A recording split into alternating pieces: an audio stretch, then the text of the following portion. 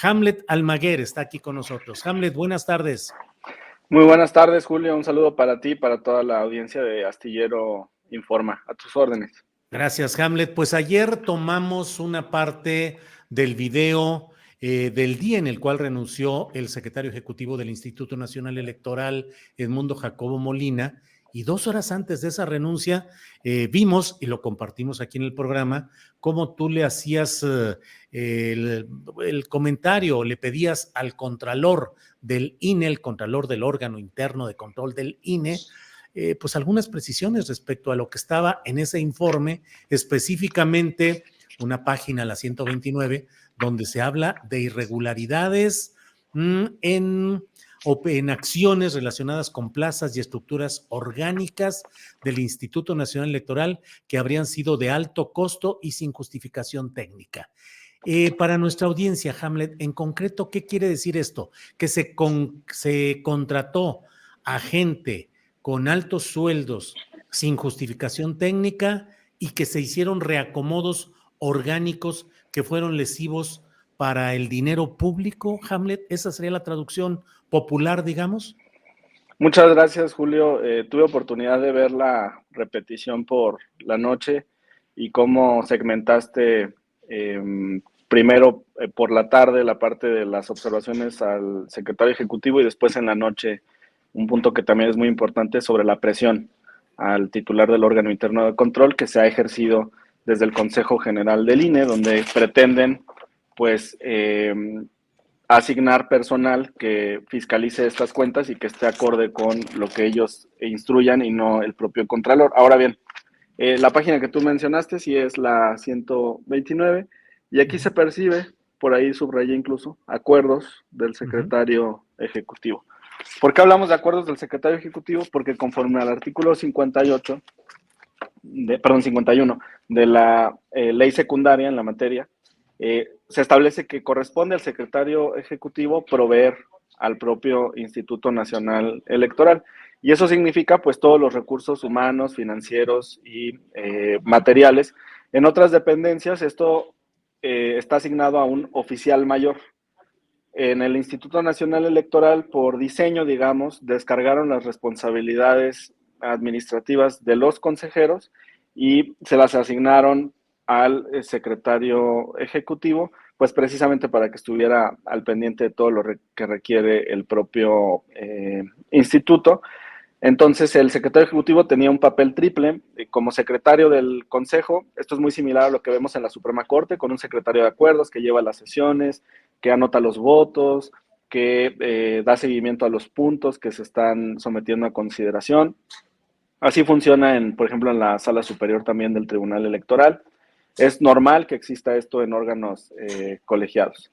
Después tenía una función también administrativa dentro del propio instituto en esta parte de proveeduría y además una función en la Junta General Ejecutiva que estaba ya también vinculada con la operación de las direcciones y la responsabilidad de la designación en las estructuras orgánicas, que es lo que se señala aquí. ¿Cómo se realizan esas designaciones? Pues por medio de estos acuerdos del secretario ejecutivo. Entonces, en el momento en que el órgano interno de control realiza la fiscalización de cómo se contrataron esas plazas, detecta que en el 58% de estas auditorías pues se refleja que hubo violaciones al propio estatuto del servicio profesional del Instituto Nacional Electoral y al manual de las normas administrativas. Es decir, son reglas incluso internas del propio instituto de cómo debería de contratarse a ese personal. Esto lo vinculamos con lo que mencionabas anteriormente y que está en otro apartado del informe del titular del órgano interno de control, en específico en la presentación que trajo a la Cámara de Diputados, donde señala personal directivo que tiene duplicidad de funciones y también algo que ya había mencionado anteriormente, la representación de Morena ante el INE, que en el instituto pues hay muchos jefes y poca tropa y que existen pues salarios que no van acorde con las responsabilidades. Pero este punto en específico fue en el que le cuestionamos si entonces, conforme a lo que está aquí escrito en la página 129, la responsabilidad sería del secretario ejecutivo. Él, de acuerdo a sus funciones y también con precaución por las etapas que implican, no dio una respuesta directa, pero dijo, por el momento no lo puedo mencionar de esa manera, pero está encausada esta observación de la irregularidad, Julio. Hamlet, y dentro de lo que se da a conocer en este terreno, se habla de que 58% de las auditorías practicadas mostraron este tipo de irregularidades. Por otra parte, pues la verdad es que hay una narrativa épica de Lorenzo Córdoba respecto a Edmundo Jacobo, pues hablando de una conducta plausible en términos de su operación como secretario ejecutivo. ¿Qué sanciones pueden derivarse en caso de que se demostraran este tipo de hechos irregulares o no sé si delictivos de Edmundo Jacobo, Hamlet? Fíjate que vale la pena invitar a la audiencia a que vean la comparecencia completa del Contralor. Buscan ahí en YouTube en el recuadro reunión Contralor INE Cámara de Diputados y les va a salir. Fue una reunión de más de 2 horas. Las responsabilidades sí pueden ser administrativas y a su vez hay que distinguir. Las que son no graves son de competencia exclusiva de la Contraloría. Es decir, desde un inicio, con este informe, hasta el fincamiento de las responsabilidades, pasando por las etapas de pruebas y alegatos, recae, digamos, en la misma institución.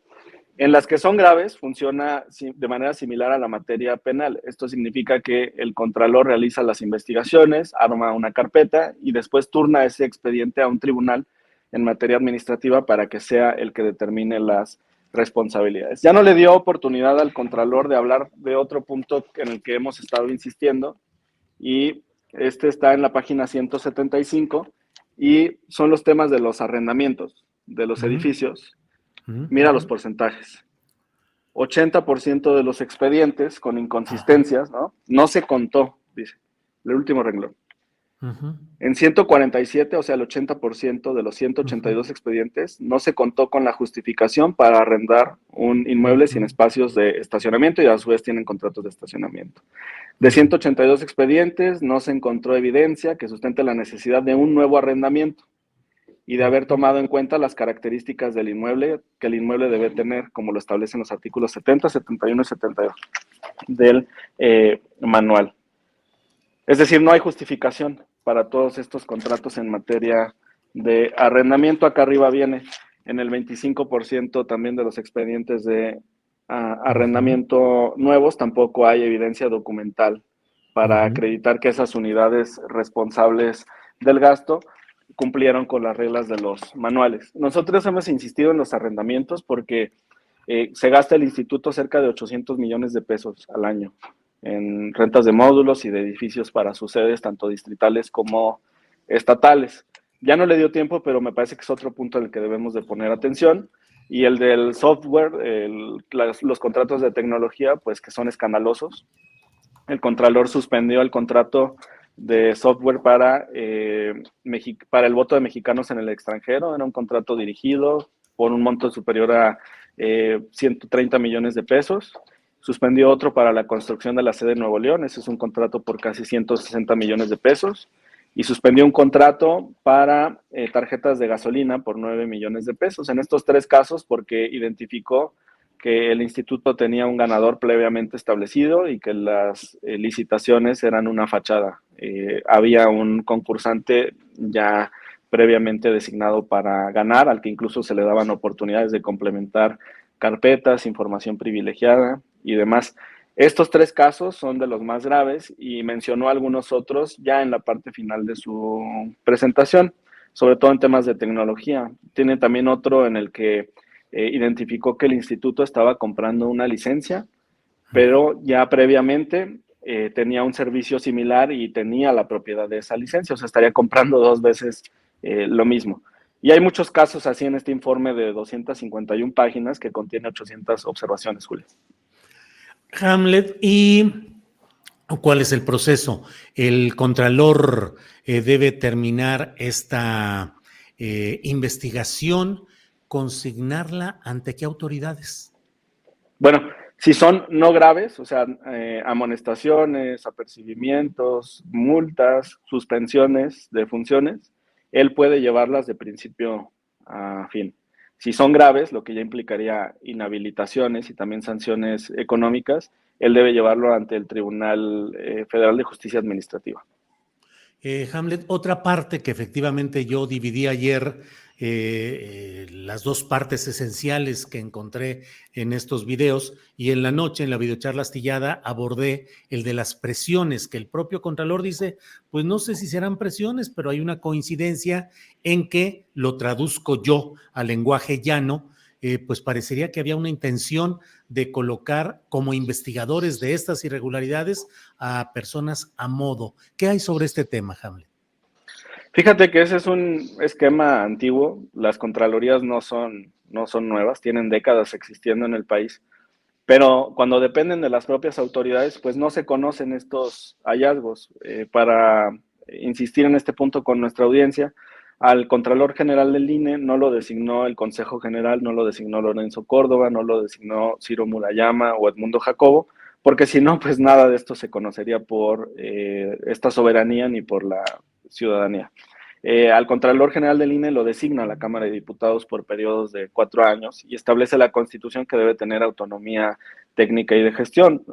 Después de su participación, mi compañera Julieta, que en este momento está en la sesión del Consejo General, en la despedida de Lorenzo, que está presentando su informe, le manifestó a nombre de los legisladores que estábamos ahí presentes, pues nuestro respaldo para que él siga contando con esta autonomía técnica, y eso implica que el Consejo General del INE no pueda designar a los subordinados de esta Contraloría General. Ellos están intentando jugar con este aspecto, es decir, sí dejarle a la Cámara la designación del Contralor, pero después el personal que está abajo designarlo ellos, y obviamente eso no es coherente con la autonomía técnica. A ese personal lo tiene que designar el propio Contralor, e incluso él ha hecho esfuerzos, lo comentó en su informe también, por crear una estructura de un servicio de carrera dentro de la propia Contraloría del INE, y cuenta con todo nuestro respaldo, y condenamos, por supuesto, este tipo de presiones. Ahora, el hecho de que se haya ido Edmundo Jacobo no significa que estas investigaciones se detengan. La persona que llegue en su lugar, el nuevo secretario ejecutivo, la nueva secretaria ejecutiva, tendrá que apoyar al Contralor en entregarle toda la información que él requiera para desarrollar estos procesos de auditoría y eventuales sanciones, Julio. Bien, Hamlet. Hamlet, estamos ya, hoy es jueves, el próximo lunes ya habrá un cambio en la correlación de fuerzas internas del Consejo General del INE con 4 nuevos consejeros, eso se espera.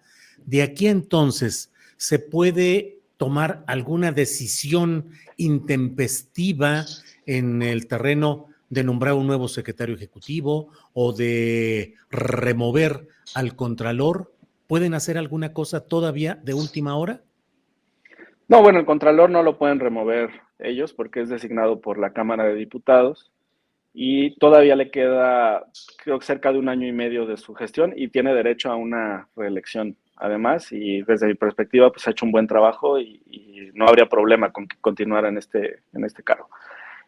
Sobre la designación de un nuevo secretario ejecutivo, en anteriores ocasiones, el Instituto, el Consejo General, ha tomado determinaciones sobre cuestiones que jurídicamente aún no nacen, sino, digamos, en previsión.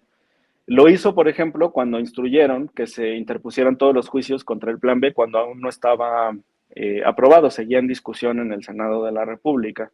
Yo no descarto que tengan la tentación del 2 de abril reunirse, por ejemplo, y designar de manera previa a un secretario ejecutivo que cumpla sus funciones a partir de las 11:59 de la noche o al día siguiente en el minuto 1 del 3 de abril, y ejerza esas labores. Ahora, para eso necesitarían el voto de 8 de los 11 integrantes del Consejo. Y yo no creo que los demás consejeros se presten a esta situación, pero nos parecía importante señalarlo para que no fuera, digamos, un cambio de fusible y designaron a un nuevo secretario ejecutivo, porque son por periodos de 6 años. Ese es parte del problema que hemos tenido ahí en el instituto. Bien, Hamlet. Hamlet, te agradezco mucho esta posibilidad de platicar y de explicar a detalle este tema tan interesante. Y solo te pregunto un poquito, aprovechando el viaje, a cómo va ahorita el proceso para la designación de las 4 nuevas consejerías electorales, pues se van a insaculación, todo hace suponer, Hamlet.